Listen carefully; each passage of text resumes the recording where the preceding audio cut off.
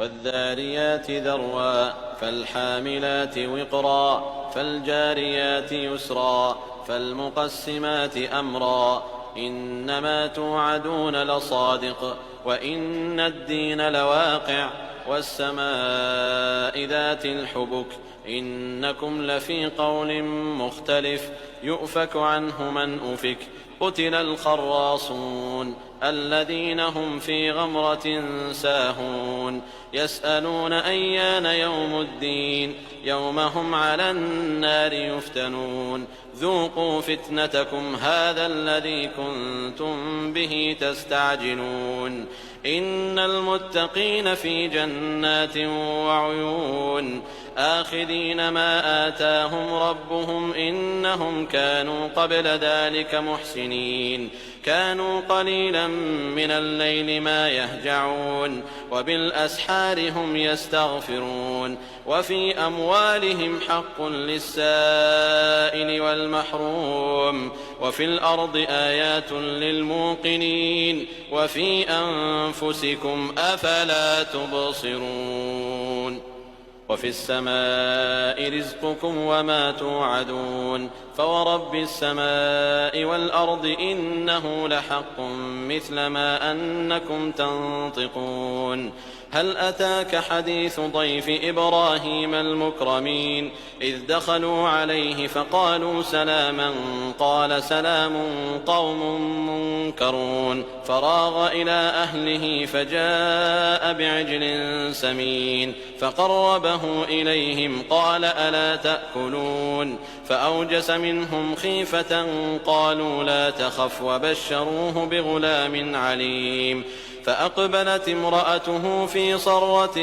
فصكت وجهها وقالت عجوز عقيم قالوا كذلك قال ربك إنه هو الحكيم العليم قال فما خطبكم أيها المرسلون قالوا إنا أرسلنا إلى قوم مجرمين لنرسل عليهم حجارة من طين مسومة عند ربك للمسرفين فأخرجنا من كان فيها من المؤمنين فما وجدنا فيها غير بيت من المسلمين وتركنا فيها آية للذين يخافون العذاب الأليم وفي موسى إذ أرسلناه إلى فرعون بسلطان مبين فتولى بركنه وقال ساحر أو مجنون فأخذناه وجنوده فنبذناهم في اليم وهو مليم وفي عاد إذ أرسلنا عليهم الريح العقيم ما تذر من شيء أتت عليه إلا جعلته كالرميم وفي ثمود إذ قيل لهم تمتعوا حتى حين فعتوا عن أمر ربهم فأخذتهم الصاعقة وهم ينظرون فما استطاعوا من قيام وما كانوا منتصرين وقوم نوح من قبل إنهم كانوا قوما فاسقين والسماء بنيناها بأيد وإنا لموسعون والأرض فرشناها فنعم الماهدون ومن كل شيء خلقنا زوجين لعلكم تذكرون ففروا إلى الله إني لكم منه نذير مبين ولا تجعلوا مع الله إلها آخر إني لكم